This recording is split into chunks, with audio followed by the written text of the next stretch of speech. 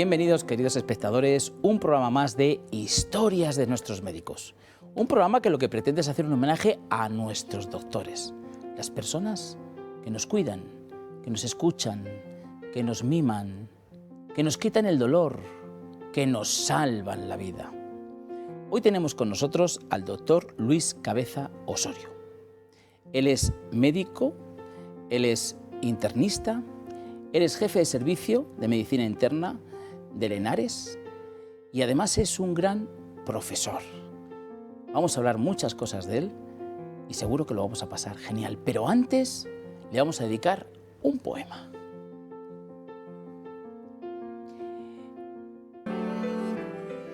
El poema lo he titulado Voces que curan, palabras que enseñan. En Madrid nació tu historia, un día lleno de luz y promesas, de Luis y María del Carmen, amor en la memoria. Un hogar que alentó tu pasión inmensa. Creciste con sueños de sanar y abrazar, con el corazón grande y la mirada sincera. En maravillas aprendiste a escuchar y a dar lo mejor de ti, siempre sin espera.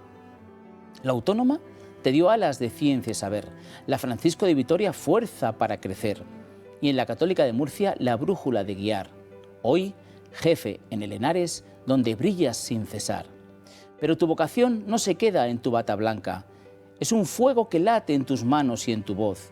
En CTO, como un faro, tu consejo nunca falta, con los pacientes, ternura y calor.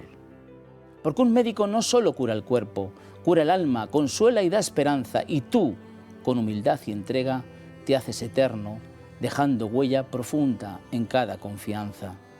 Tus palabras son faro para quien empieza, tus gestos bálsamo para quien sufre y espera. Con alumnos, con enfermos, con todo tu ser, siembras vida, conocimiento y fe. Tus padres con orgullo ven tu sendero y quienes te rodean sienten tu entrega entera. Porque en tu vida, tu arte y tu mente, la medicina y la enseñanza se visten de amor verdadero. Bienvenido.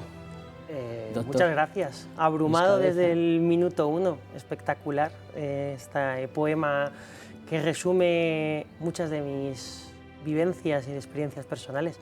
La verdad es que me tendrás que explicar alguna vez cómo lo haces, porque me parece espectacular cómo eres capaz de en tan pocas líneas sintetizar tanto. Claro, porque entre otras cosas porque me gusta conocer vuestra esencia y normalmente los doctores tenéis una esencia muy profunda. Pero vamos a empezar, si te parece, Luis. Bueno, tu nacimiento es en Madrid, el 31 de mayo del 85, lo hemos dicho en el poema, tus papás Luis y María del Carmen. Tuviste un hermanito que, ¿verdad?, que con 11 mesecitos falleció, ¿no? Sí, una cardiopatía.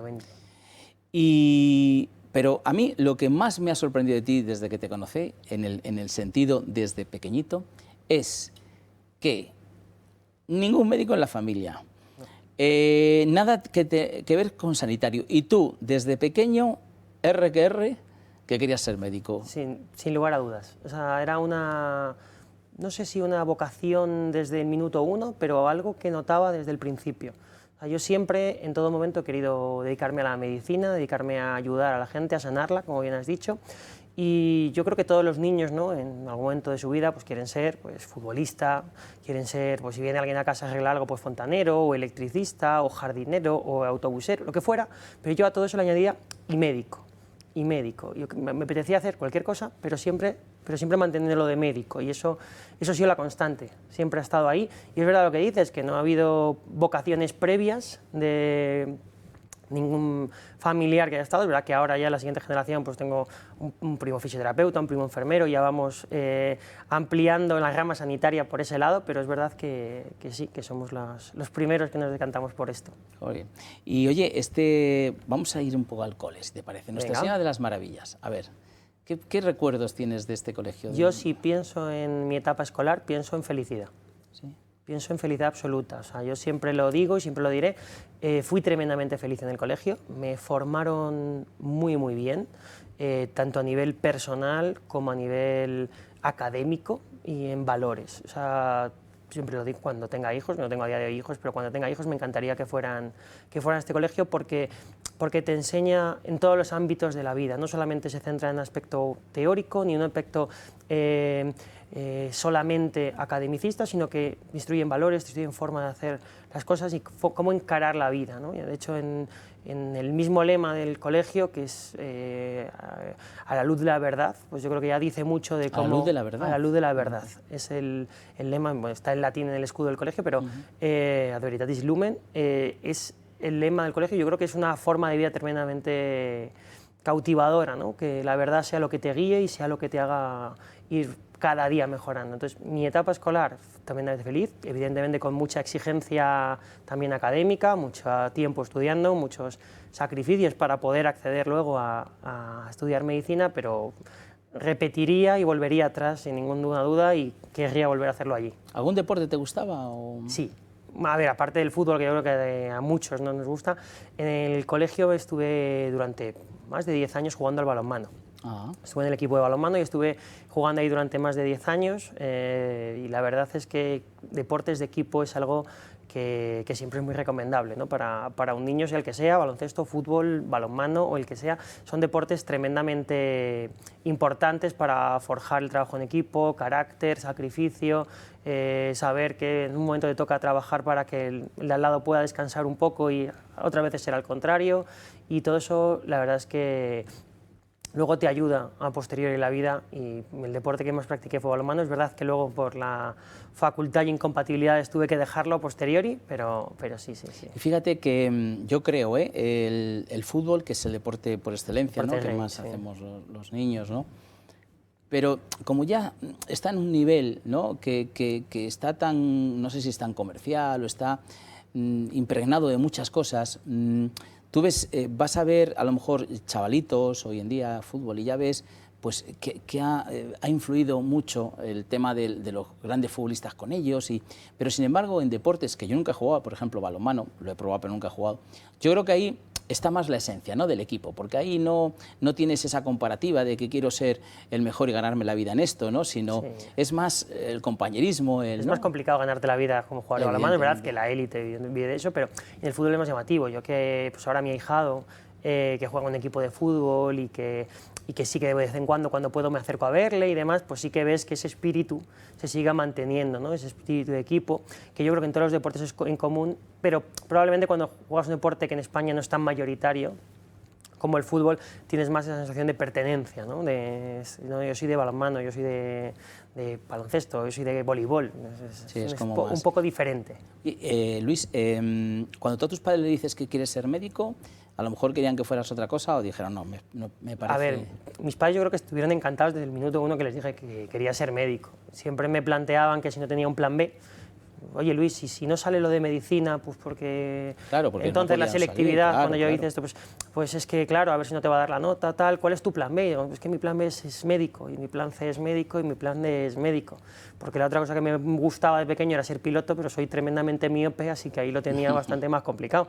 Pero siempre ha sido la opción. No me planteé en ningún momento otra cosa, y mis padres siempre me han apoyado, siempre han estado ahí, siempre han confiado en que podía conseguir el objetivo. O sea que yo creo que están contentos con la elección. Estoy seguro que sí. Y seguro que uno de los pasos para decir quiero ser médico, dices, tengo que estudiar mucho, sacar buenas notas, ¿no?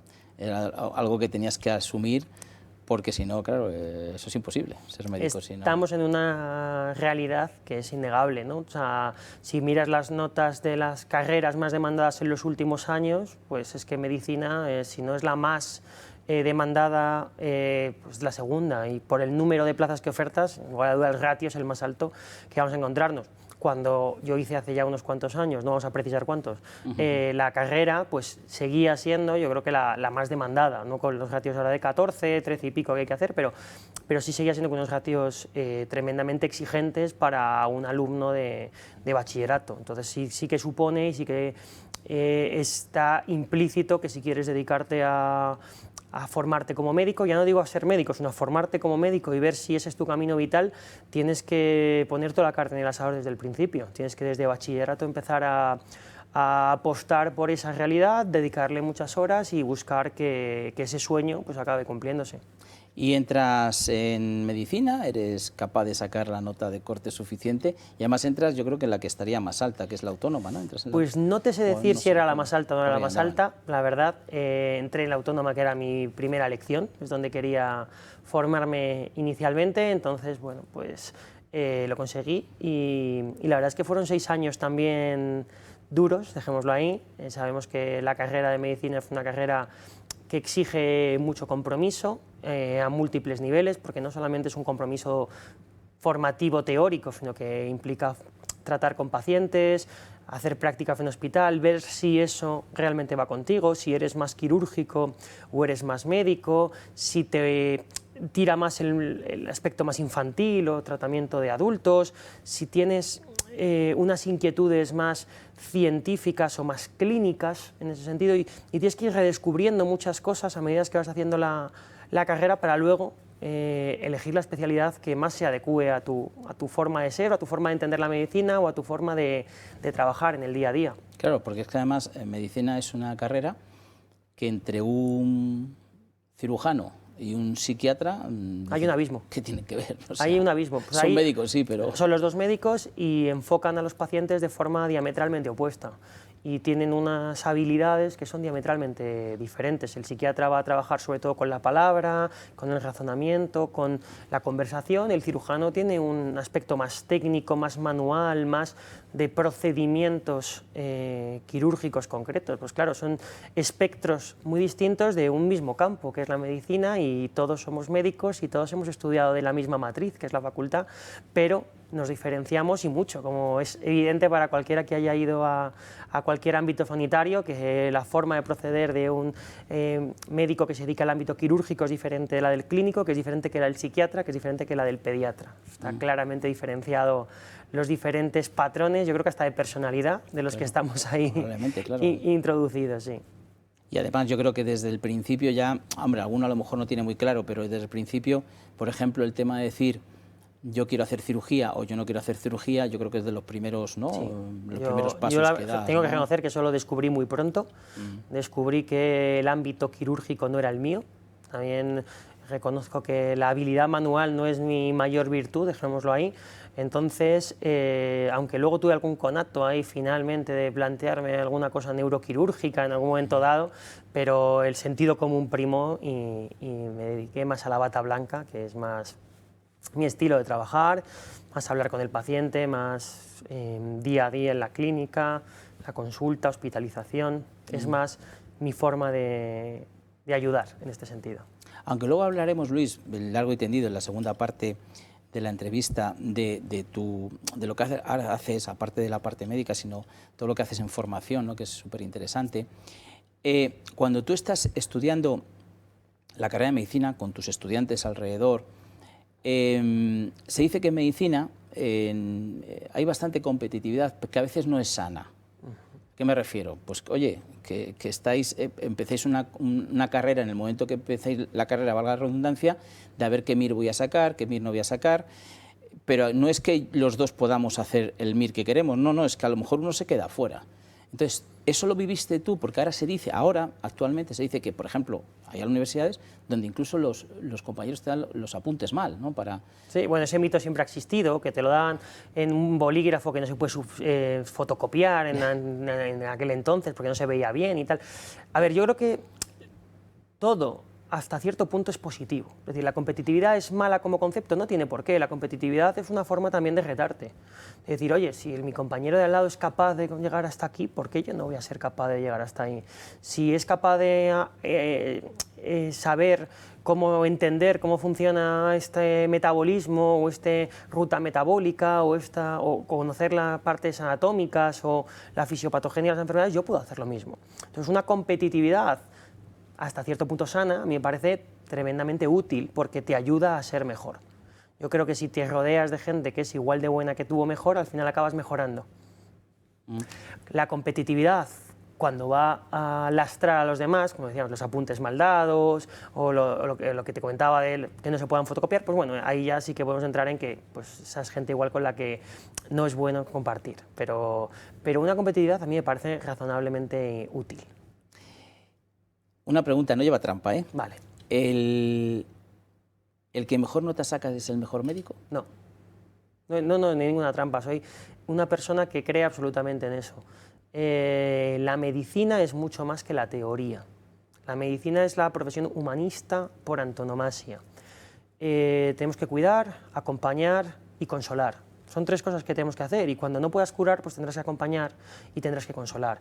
Y eso no lo sabes haciendo preguntas tipo test, ni preguntas tipo desarrollo, ni por conceptos teóricos. Es evidente que cuantos más conceptos teóricos, más capacidad vas a tener de hacer cosas buenas para los demás, sí. ¿Eso quiere decir que es directamente proporcional cuanto más sé, mejor médico soy? Para nada. Yo conozco muchísimos médicos en mi ejercicio profesional, en mi ejercicio como profesor, que tienen notas buenísimas y notas malísimas, y notas normalísimas, malísimas, entiéndeme, notas mucho más normales. Y conozco médicos excelentes en los dos, conozco médicos regulares en los dos. No te voy a decir que malos, pero conozco médicos que son tremendamente excelentes y que si tuvieran que tener un familiar mío y tuvieran que operarle, se lo daría independientemente de lo que sacaron en las preguntas de un examen. Me da igual, porque les veo cómo tratan a sus pacientes, cómo empatizan, cómo ayudan y cómo se molestan. Muchas veces es muy importante molestarse, ¿no? Dicen que el genio es tener la capacidad infinita de tomarse las molestias por ayudar a los demás. Pues eso es lo que hacen muchas veces los médicos y eso no tiene que ver con los conceptos teóricos que te sepas o con que domines a la perfección los criterios del lupus eritematoso sistémico. Eso va por otra vía. Si consigues las dos cosas, perfecto, evidentemente, es la combinación perfecta, la combinación ganadora. Pero si a mí me das a elegir, prefiero saber un poco menos y tener más empatía con la gente y estar mejor con el paciente y que me guste más mi trabajo que solamente los conceptos teóricos. Y ese humanismo que yo estoy de acuerdo contigo, que tan importante en el médico, porque al final un paciente lo que necesitamos es lo que tú bien has dicho, ¿no? Acompañar. ¿Se enseña? ¿Se lleva? ¿Te lo enseñan de pequeño? ¿Esto cómo se consigue? Pues yo creo que es un mix. O sea, yo creo que evidentemente todo parte de tu casa, ¿no? O sea, quiero decir, en tu casa te dan una serie de valores, te dan una serie de enseñanzas, una serie de formas de enfrentar la vida, sacrificio, trabajo, respeto, muchísimas cosas que luego te van a ir ayudando en tu día a día. Y luego la facultad también te ayuda en ese sentido. Y luego cuando empiezas a trabajar en el hospital, una parte muy importante es el sistema MIR. El sistema MIR es un sistema progresivo de aprendizaje, sistema progresivo de responsabilidades de las cuales tú tienes tus residentes mayores, de los que vas aprendiendo cosas, tienes tus tutores, tienes los adjuntos, tienes mentores, porque es una forma de verlo y de cada uno vas sacando algo. O sea, yo siempre cuando hablo ahora con los residentes me digo, mira, es muy bueno que pases con muchos adjuntos, que vayas rotando por diferentes sitios. ¿Por qué? Porque de cada uno vas a extraer algo bueno. Y probablemente cada uno saques algo positivo que puedas aplicar a ti y que a lo mejor no hacías. Y de uno será que es concienzudo, de otro será que estudia más, de otro será cómo trata a los pacientes, de otro será cómo informa a la familia, otro será su manera de relacionarse con los compañeros, otro será cómo forma a los demás. Cada uno irá aprendiendo. Entonces, al final, naces con una idea, naces con una forma de hacer cosas y a medida que vas creciendo, primero en casa, luego en la facultad, en el colegio, en la facultad, y luego cuando llegas al ámbito clínico con los pacientes, pues tus residentes mayores, tus mentores, te van dando las herramientas para que tú mismo vayas construyéndote como médico, vayas cogiendo las diferentes herramientas de cada uno y vas haciendo tu camino. Y a mí me parece que eso pues es muy bonito. Habíamos visto antes, no sé si nos una fotito, ahora la vemos, te queremos ver de pequeño, porque tú has dicho algo de la edad, etcétera. Bueno, es que los espectadores seguro que nos gusta saber las cosas, diremos, bueno, pero este doctor es muy joven, ¿no? Bueno, nació en el año 1985 y hace muy poquito has cumplido 40 años, ¿verdad? Sí, aquí nada, lo tenemos, hace muy poco. Aquí estoy yo, pues nada, recién estrenado en la vida, que como vemos, pues bueno, pues tenía una cabeza del mismo tamaño que ahora aproximadamente, pero muy bien, sí. Recuerdo esto, o sea, este momento no lo recuerdo, pero recuerdo una infancia tremendamente feliz. ¿De qué has nacido en Madrid? ¿De qué zona de Madrid has vivido? Chamartín. En Chamartín. Sí, he vivido toda la vida en Chamartín. Bueno, de Chamartín y muy bien, muy contento del entorno además familiar que he tenido en esa zona, toda además mi familia paterna.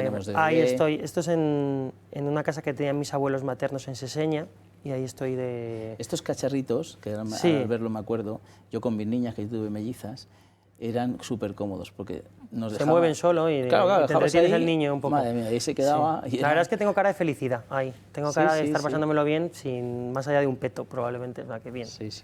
Una vida interior plena desde el principio. Qué bien, qué bonito. Entiendo que tus padres, al verte médico y eso, yo creo que los padres al final... Yo creo que sí. Médico. A ver, claro, ¿qué van a decir ellos? Pero bueno, yo creo que al final, siendo médico, si hubiera decidido ser otra cosa, mis padres probablemente estarían orgullosos, más que de la profesión de la persona. Que evidentemente ser médico es algo que a ellos también pues, les gusta y pues es una profesión que pues es una profesión respetada, es una profesión humanística, una profesión de servicio a los demás, y eso pues obviamente también yo creo que como padre, no lo he vivido, pero me imagino que como padre es muy gratificante que tu hijo se dedique a ayudar a otros. ¿Haces medicina interna? ¿Tuviste dudas ahí para...? No, tuve, bueno, mínimas dudas, es decir, que no tuve ninguna, no. Yo desde el principio me gustaba la medicina interna. ¿Por qué? Porque es una... Que la medicina interna es una medicina transversal. Si entendemos las especialidades como verticales o transversales, podemos entender, por ejemplo, que la cardiología, pues que es una especialidad vertical, desde pacientes cardiológicos más leves a pacientes muy graves cardiológicos.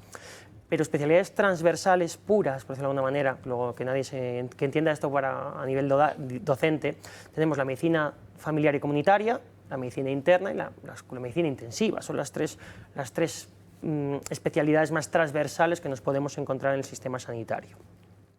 Y a mí la medicina interna me gusta muchísimo porque tienes una visión global del paciente, es ver al paciente en su conjunto, no es ver un aparato, un sistema, no es ver un órgano, es entender la idiosincrasia completa del paciente en un contexto de enfermedad. La medicina familiar es una especialidad preciosa en la cual tú tienes un contexto de prevención también de enfermedades, de prevención de patologías, de actuaciones comunitarias y también patología, evidentemente. En medicina interna ya vemos siempre pacientes patológicos, vemos pacientes con enfermedad, y ser capaz de diagnosticar enfermedades que a lo mejor no están perfectamente filiadas, gente que viene con diferentes síntomas, las enfermedades infecciosas, los retos que nos planta la actualidad, pues como fue en su momento la pandemia por COVID, pues evidentemente ahí medicina interna dio un paso adelante y tuvo que adaptarse a la situación, como pasó años antes con el VIH, con la pandemia de VIH, pues también medicina interna ahí estuvo a la vanguardia de la actividad clínica. Somos una especialidad muy versátil, una enfermedad con una capacidad de manejar muchos porcentajes de los pacientes enfermos. Yo siempre digo que no sé tanta cardiología como un cardiólogo, pero sé mucha cardiología. No sé tanta nefrología como un nefrólogo, pero sé nefrología. No sé tanta neumología como un neumólogo, pero sé neumología. No sé tanta neurología. Entonces, evidentemente, no tengo esa especialización absoluta, pero sí tengo la capacidad de coger de diferentes lugares para intentar unirlo todo en el mismo paciente y ver al paciente en su conjunto, y es algo que a los que nos dedicamos a la medicina interna o a especialidades transversales nos parece tremendamente excitante. Sí, es como un maestro de muchas cosas, sí. Al final ves el conjunto. Ves el conjunto, esa valoración holística del paciente es muy interesante. Y yo hay veces que ahí, fíjate, me pregunto, sobre todo cuando veo, por ejemplo, no sé, que veo a una persona mayor, mi madre, por ejemplo, que toma muchas pastillas, porque claro, al final es un cúmulo de cosas, ¿no? Que si la tensión, que si tal. Y digo, ¿hay alguien que mirará todo esto en conjunto? Sí. Y pues ahí está el médico de familia, el médico... Los geriatras también, que los he dicho antes como especialidad transversal, pero también cumplían ese ejemplo de transversalidad. Evidentemente, claro, o sea, una de las... yo siempre digo que en medicina interna nos dedicamos a los pacientes monopatológicos y a los pacientes pluripatológicos. Claro. Evidentemente, un ejemplo es el que tú estás diciendo. Una persona de cierta edad que tiene pues, diabetes, hipertensión, artrosis, insuficiencia cardíaca, tuvo un ictus hace unos años, tiene una retinopatía, el riñón lo tiene un poco tocado porque tiene insuficiencia renal, también tiene ácido úrico elevado, toma no sé cuántos fármacos, pues eso es nuestro día a día. Y que encima ahora tiene una neumonía. Pues eso es nuestro día a día, eso es nuestra realidad. Pero también tenemos pacientes monopatológicos, también tenemos pacientes con tromboembolismos pulmonares, tenemos pacientes con VIH, tenemos pacientes con enfermedades infecciosas, tenemos pacientes con dislipemias, pacientes con enfermedades autoinmunes sistémicas. Es decir, que tenemos las dos caras de la clínica, lo monopatológico y lo pluripatológico. Que no os aburrís, vaya. No, tenemos tarea. Bueno, nos vamos a ir en este momento tan interesante, luego vamos a seguirnos, vamos a irnos a publicidad, pero antes yo les quiero, bueno, pues hablar de estos guantes que ya muchas personas los conocéis, pero fíjate, os voy a dar un detalle. Esto os va a sonar. Yo voy al médico, pues que me duelen las manos, digo, bueno, pues me duele, parece que me está haciendo algún bultito, ¿no? y el médico pues te manda unas pruebas, ¿no? Bueno, vamos a hacer unas pruebas, a ver qué tienes, y dice, pues usted tiene artrosis, ¿no? Bueno, pues ya está, como diciendo, ya esto ya por la edad, por a lo mejor las mujeres antes por la menopausia, bueno, y evidentemente que por fármacos, antiinflamatorios, analgésicos, terapia ocupacional, inventaron estos guantes, una persona española, un inventor con 2 reumatólogos, que son, bueno, no cura, evidentemente, pero lo que sí va a hacer es que tú por la mañana te los colocas en casa tranquilamente, 20 minutitos, ondas pulsantes, masaje, vibración, calor, y vas a sentirte mucho mejor. Y es importante porque vas a mover mejor las manos, que es lo importante, no dejar de moverlas, porque entonces ya empiezan problemas, se van anquilosando, etcétera, y vas a encontrarte mucho mejor. Entonces no es una curación, pero sí es una manera de tratar esa artrosis de tus manos de una manera cómoda, sencilla, en tu casa. Puedes hacerla 2 veces al día, porque puedes estar por casa haciendo cosas así con los guantes puestos, y de veras que os va a ir muy bien. Además, siempre os decimos que todos los productos que divulgamos y promocionamos, si no estuvieras de acuerdo, pues nada, se devuelven, si no pasa nada, ¿de acuerdo? Así que, pero si tenéis artrosis de manos, probarlo, los guantes Guanti Nanotech, que son estos guantes que tengo yo puestos. Hay un teléfono, 900-730-122, para que podáis llamar, podéis dejar llamada ahí registrada y ya os llamaremos. Y ahora sí, nos vamos a publicidad.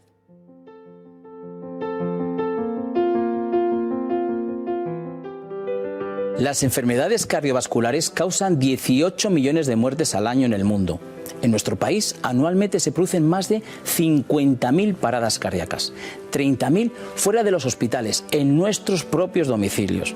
Para estas situaciones en las que hay que actuar tan rápido, elige los desfibriladores de Protege tu Vida.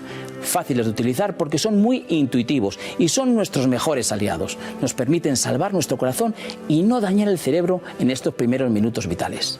Llama ya al 900-730-061 y consíguelo.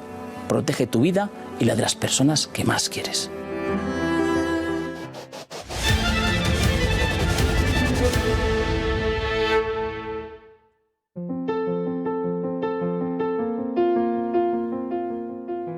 Bueno, pues aquí seguimos con el doctor Luis Cabeza Osorio, pero antes les voy a hablar de esto. Esto que ya la gente va conociendo y que muchos que lo tenéis me decís, me ha cambiado la vida porque ya no tengo que estar con esos pinchazos tan incómodos para medir mi glucosa en sangre. Efectivamente, es el glucómetro de Protege tu Vida, un glucómetro que tan solo a modo de oxímetro, ¿os acordáis de para medirnos el oxígeno? Pues el mecanismo es el mismo, es meter el dedo, tenemos una aplicación en el móvil, en unos segundos nos va a dar qué glucosa tenemos.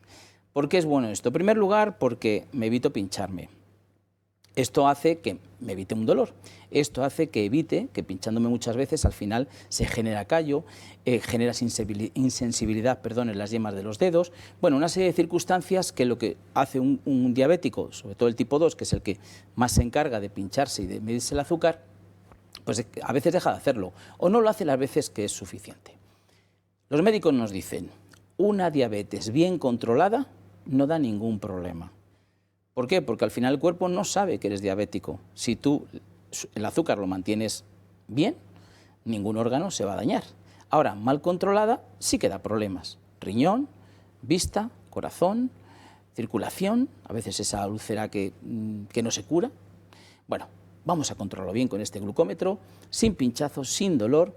Es un glucómetro, bueno, pues que realmente va a hacer que podamos medirnos el azúcar durante varias veces al día para que tengamos bien controlado, que si es una persona mayor se lo podemos controlar desde otro móvil sin ningún problema y que nuestro médico también lo va a poder ver y vamos a tener esos niveles de glucosa bien controlados. Y aquellas personas que no sois diabéticas, a veces tampoco tienes la tensión alta y te miras la tensión a ver qué tal, pues también lo debemos de tener, porque hay 1.600.000 personas que creen que no tienen la glucosa mal y la tienen mal. Así que educación en medirnos la glucosa. Tenéis un teléfono 900-730101, podéis llamar, dejáis vuestra llamada registrada y nos ponemos en contacto y para que tengáis este glucómetro en casa sin pinchazos y sin dolor.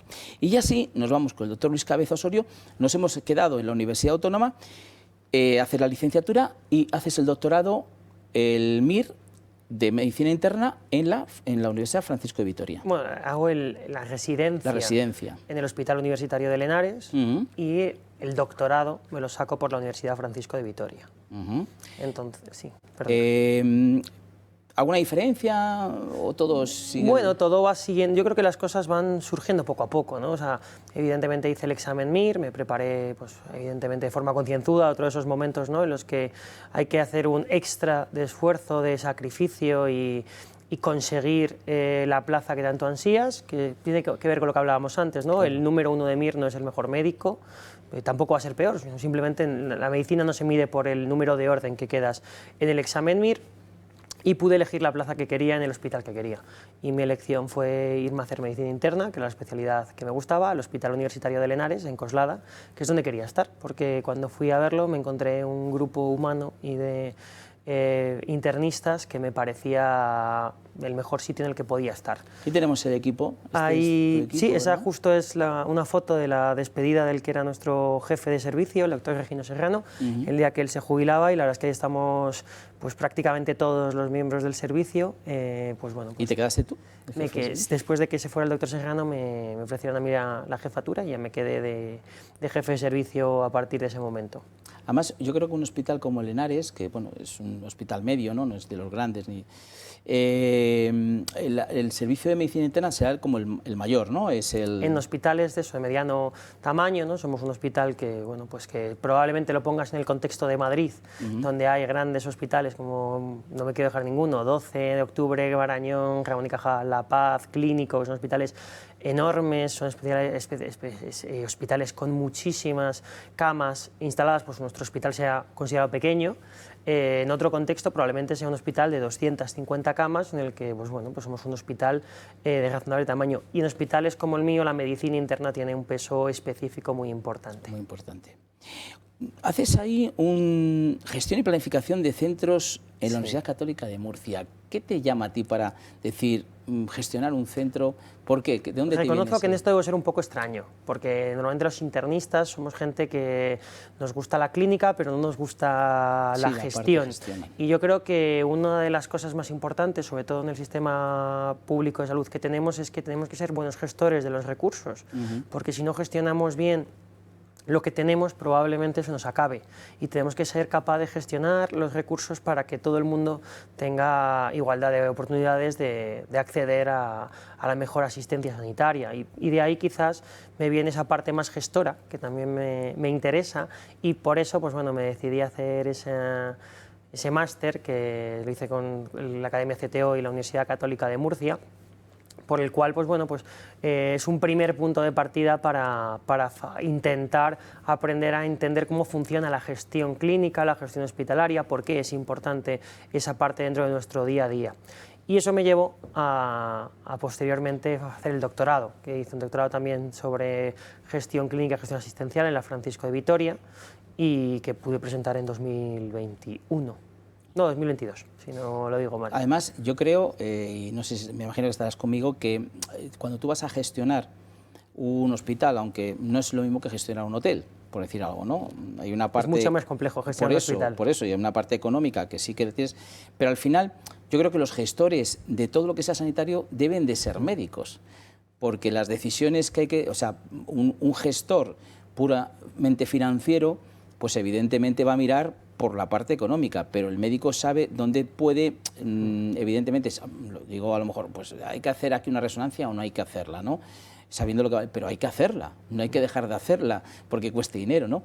Es muy importante eso, es muy importante que los médicos también tengamos ese prurito, permíteme el tecnicismo, ese picor científico, ese picor gestor, porque si no lo gestionas tú, te lo van a gestionar. Claro. Entonces tienes que saber gestionarlo, y evidentemente, pues, tener conocimiento sobre ello creo que es algo importante para todos los que vemos pacientes en el día a día, no solamente para la gerencia, las direcciones o las consejerías, sino también para cuando tú ves los pacientes día a día y entiendes cómo debes organizar, pues, una unidad, un servicio, una plantilla. Todo eso es tremendamente relevante en nuestro día a día, y tenemos que introducirlo como una parte más de nuestra actividad. No podemos dejar de lado esta parte porque estaríamos dejando cojo el sistema por ese lado. Tienes tres patas tú. La de profesor, sí, clínico y de investigador. Sí. ¿Y esto cómo se hace con 24 horas? ¿O tenéis más horas los médicos? No, que los no tenemos demás? más horas. Bueno, pues a ver, yo creo que todos los médicos, ¿no? Siempre cuando te lo dicen, cuando estudias medicina te dices que tienes que hacer esas tres patas, ¿no? Tienes que ser clínico porque te haces médico para ayudar a la gente. Tienes que ser docente porque tienes que formar a las siguientes generaciones que van a venir, igual que a ti te han formado. Tú tienes que formar a los siguientes, que probablemente sean los que te cuiden a ti cuando lo necesites. Claro, claro. Y tienes que investigar para que la medicina avance, para que la ciencia avance. Tienes que hacer las tres cosas. Es verdad que compatibilizar las tres muchas veces resulta complicado. Es verdad que quizás las tres al 100% es muy difícil mantenerlas y nadie lo hace, ni yo el primero que tampoco lo hago. Pero es verdad que tienes que tener un poquito de cada cosa. Además, yo creo que como médicos, que somos intelectualmente muy inquietos, también romper con el día a día de, si solo haces investigación, romper con la clínica, si haces solamente clínica, romper con la docencia o viceversa, poder estar tocando los tres palos, aunque sea de forma parcial, es muy enriquecedor y muy motivador para los médicos. Entonces, a mí me gusta mantener las tres patas. Es verdad que no puedes, como dices tú, el día tiene 24 horas, lo tiene para todos nosotros, y no puedes hacer todo lo que te gustaría, pero intentas llevarlo de la mejor manera. Tú le has dado una importancia, yo creo que relevante, a la docencia. Sí. Porque, de hecho, aparte de ser docente con respecto a los alumnos normales que están estudiando hasta sexto de medicina, luego con los residentes, y además estás, que tú lo has nombrado y lo decíamos en CTO, que CTO es como una gran academia que prepara para el MIR, y que tiene que ser así porque si no va a ser muy difícil que pase el 90 y pico, creo que me comentabas, que hacen el MIR. ¿Por qué le has dado ese peso tan específico a ser docente? ¿Te gusta mucho enseñar? Me gusta mucho la docencia, me gusta mucho enseñar, me encuentro muy cómodo cuando enseño. Esto es un claustro de ¿no? CTO, de los coordinadores de las diferentes asignaturas pues hace un tiempo ya, un año, una cosa así, pero es una reunión de los docentes para pues, bueno, ver el programa, ver por dónde tiramos. Creo que la docencia es algo tremendamente gratificante. Yo siempre pienso y siempre me encanta cuando veo la cara de los alumnos, esta cara que ves a alguien cuando entiende algo por primera vez, que no entendía algo y tú le has explicado alguna cosa y se le ilumina la visión de acabo de entender esta idea, acabo de entender este concepto. Eso es una satisfacción personal amplísima y sinceramente esto igual queda feo que lo diga porque evidentemente es una parte de mi trabajo, pero vamos, no me importaría hacer gratis docencia porque me gusta mucho, me lo paso muy bien siendo docente, me lo paso es muy entretenido poder ayudar, poder compartir con los alumnos y tener los dos prismas, la parte de la preparación al MIR, que llevo colaborando con CTO desde 2011, o sea, hice el MIR y a las 2 semanas tuve que agradecérselo a Pilar, a la presidenta de CTO, que me dejó entrar y me dejó colaborar con CTO desde el minuto 1 y a partir de ahí pues, poder ir creciendo dentro de la preparación de los alumnos MIR. Y luego, por otro lado, la universidad con la que está vinculada mi hospital, que es la Universidad Francisco de Vitoria, en la que también he de agradecer a los decanos, vicedecanos, que me permitieran colaborar de forma activa, impartiendo pues, tanto clases teóricas como seminarios, como guiando a los alumnos en su recorrido hospitalario. Entonces, pues yo creo que esas dos visiones también, de una parte quizás más naif en la facultad, más bucólica, más de formación humanista, y una más pragmática de cara a la preparación de una oposición, aunque muchas veces tremendamente clarificadora en CTO, que como bien has dicho es la academia referente para preparar el MIR. Oye, Luis, y te escucho y me sorprende una cosa, porque escucho a muchos profesores que dicen que cada vez los alumnos van menos a clase porque no les hace falta, porque lo tienen todo a mano, o sea, y ya con la inteligencia artificial no te digo, en todo y tal, y que es muy difícil conseguir atraparlos, ¿no? A ti te escucho ahora y no te noto así. ¿Hay algún secreto o tú has dado con los alumnos buenos, que son los que van a clase? Bueno, hay muchas explicaciones de esto. La primera explicación es que evidentemente en un contexto como el del MIR es muy fácil captar la atención de los alumnos porque se juegan mucho en muy poco tiempo y saben que cada minuto que están contigo es oro líquido en el que le vas a intentar resumir toda la esencia de la medicina en pocas palabras. Entonces, ahí es bastante más sencillo.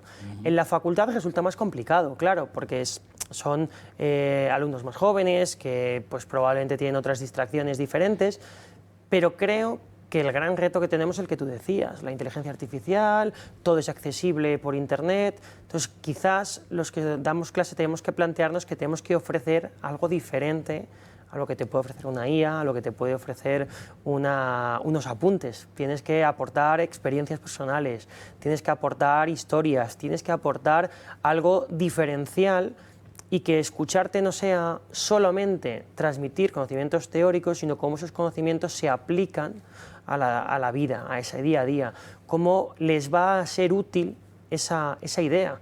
Yo te puedo explicar que la diabetes es muy importante, por ejemplo, y te puedo hablar de la diabetes, y la IA probablemente sepa más de diabetes que yo, pues muy probablemente, claro que sí, pero yo probablemente sepa transmitirte cómo son las consecuencias de una diabetes mal controlada mejor que la inteligencia artificial. Yo probablemente te pueda contar experiencia de gente que he tratado y por qué este fármaco va a responder y por qué esta combinación es útil y qué síntomas y por qué es importante que recuerdes este efecto secundario porque luego es el que más vas a ver.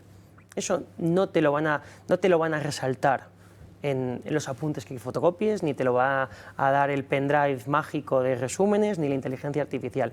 Eso es el docente. Entonces tenemos que ser no solo transmisores de información, sino tenemos que dar una forma distinta a esa información, una medicina, llámalo 2.0 o 4.0 o como quieras, pero tenemos que aportar algo que no sean solamente conceptos teóricos, porque por conceptos teóricos evidentemente vas a perder a los alumnos. Y tú te colocas de alumno de segundo o tercero de medicina y ahora te pones con esos alumnos de segundo o tercero de medicina, ¿ves una diferencia, no sé, por ejemplo, vocacional, porque son alumnos a lo mejor más destacados en notas o no sé, ¿ves alguna diferencia o te ves reflejado exactamente igual?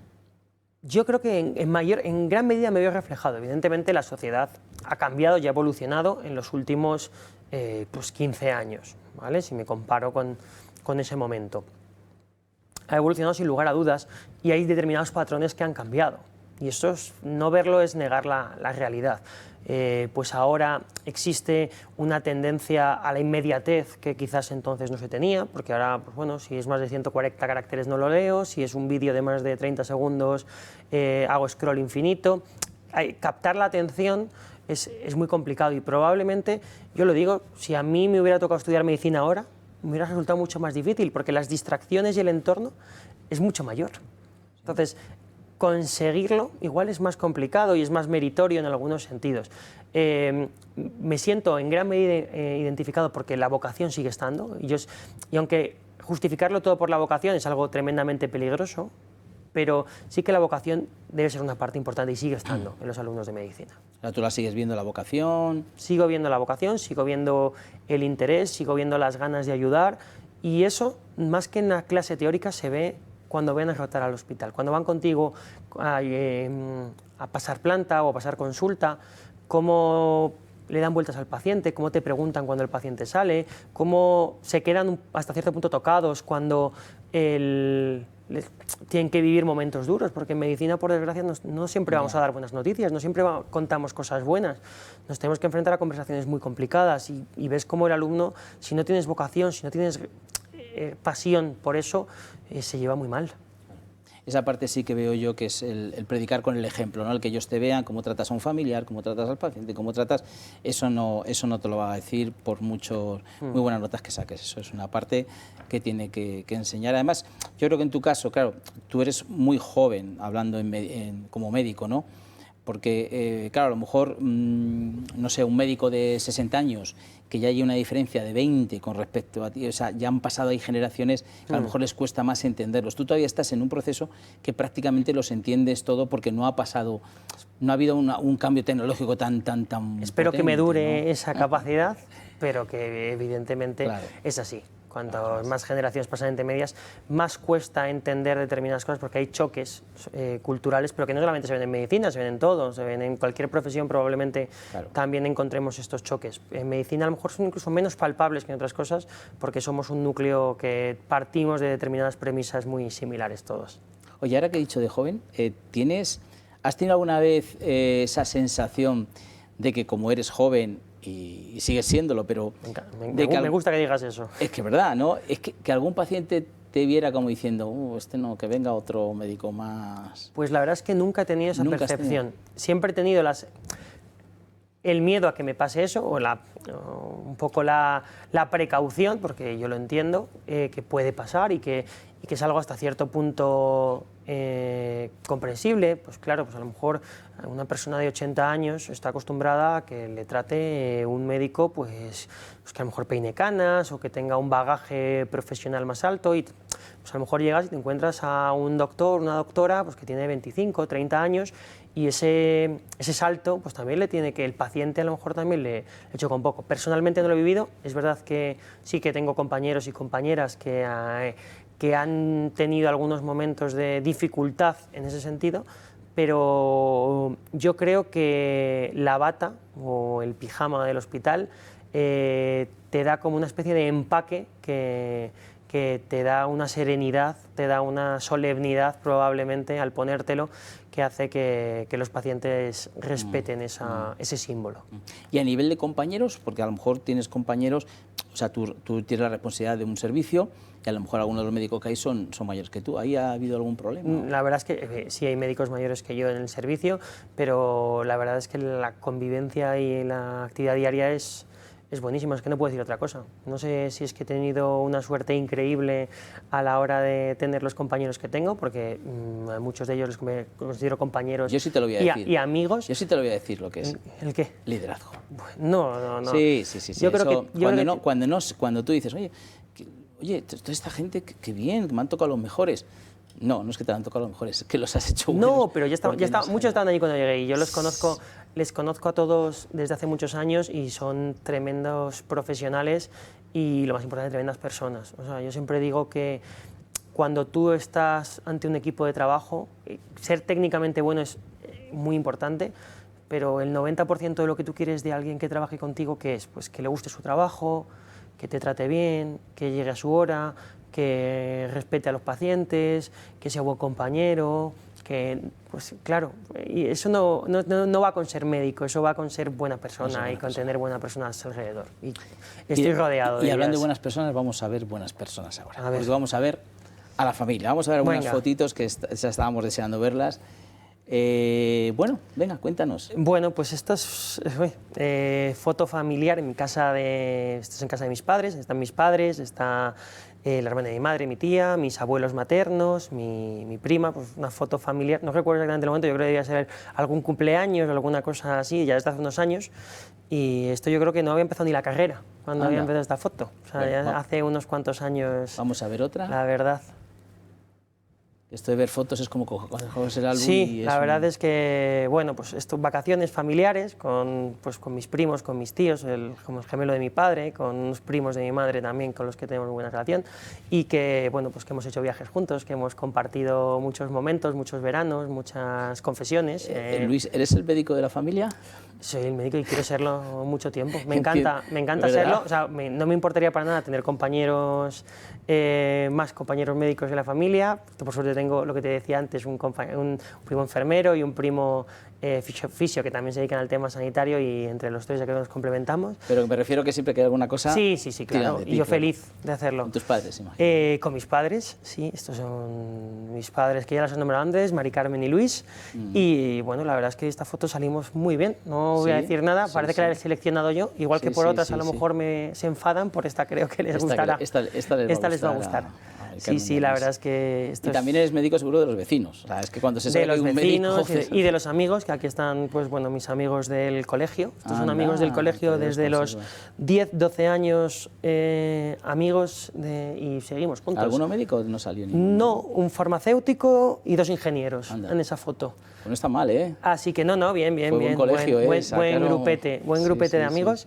Y la verdad es que nos llevamos desde hace más de 25 años, o sea que muy bien.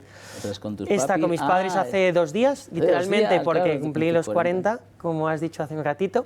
Y pues bueno, pues estuvimos celebrándolo con la familia y ahí estuvimos... Un buen vinito. Con buen vino, con buena compañía, que es lo más importante, y bueno, y compartiendo los momentos con la familia. y aquí está toda la familia al Bueno, aquí los completo. tenemos al completo. Mis padres, mis tíos, mis primos, mis sobrinos, ahijados, toda la familia al completo a día de hoy. Espero que no haya faltado nadie en la foto, porque si no va a quedar feo, pero juraría que están aquí todos reflejados y yo creo que es algo muy bonito, que estemos ahí todos unidos. Esto merece la pena todo, ¿verdad? En la Sí, vida sí, sí, cuando sí, sí. dices- Hombre, evidentemente cuando tienes una familia, que es verdad que somos una familia, pues aquí está toda mi familia paterna y mi familia materna, están las dos familias aquí y cuando consigues juntarte todos, pues es un momento de tremenda felicidad. Conseguirlo, que lo conseguimos de vez en cuando, es verdad que nos juntamos bastante, somos bastante familiares, bastante hogareños y nos juntamos bastante y cuando lo consigues pues algo muy bueno. Pues qué bonito, Luis. Bueno, pues estamos terminando, Luis. ¿Qué tal lo has pasado? Muy bien. Sí. Muy, muy ¿Has bien. estado bien? Me lo he pasado muy bien, he estado muy a gusto, he estado muy tranquilo y la verdad es que un placer compartir este ejercicio contigo. Te voy a pedir que me regales el poema, Por eso supuesto, sí, y que por me lo supuesto. dediques, me lo firmes. Por supuesto. De eso me lo quiero guardar. Por supuesto. Creo que tenemos una última fotito. A ver. Sí, bueno, esta Es es tu la, hermanito, la ¿no? foto de mi hermano Santiago. Hermanito Santiago. Sí. ¿Que tuvo una cardiopatía? ¿Me habías Sí, comentado? sí, una cardiopatía, pues nació en el 95 y a los 11, en enero del 95, el 10 de enero, y falleció pues ese mismo diciembre. Y la verdad es que pues, le tengo muy presente todos los días. Seguro que estará en algún sitio y orgullosísimo de Y su ayudándonos. hermano. Sí, orgullosísimo de su hermano, seguro. Pues Luis, ha sido un placer de verdad. Los espectadores te agradecemos mucho que hayas abierto sobre todo tu corazón Muchas aquí gracias. delante de todos nosotros. Y nos has enseñado muchas cosas.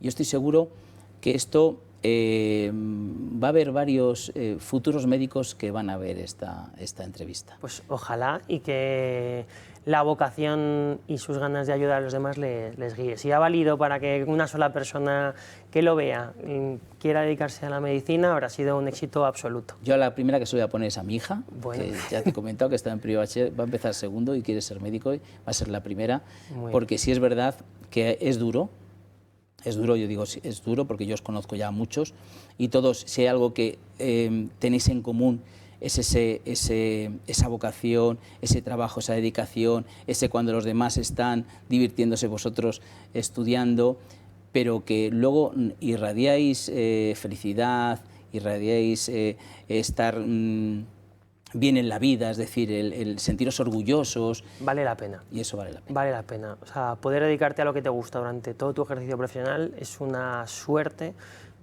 muy trabajada, como acabas de decir, pero muchas veces cuando trabajas no tienes la sensación de estar trabajando. Y eso es una sensación increíble. Entonces, hay que trabajar, sí, hay que sacrificarse, sí, hay que esforzarse, sí. ¿Vale la pena? Sí. Bueno, pues ya lo saben, vale la pena. Nos vamos a quedar con esto. Les agradezco mucho al doctor Luis Cabeza Osorio y a todos ustedes el estar ahí. Y bueno, pues les emplazo hasta un programa más de Historia de nuestros médicos. Muchas gracias y un beso enorme.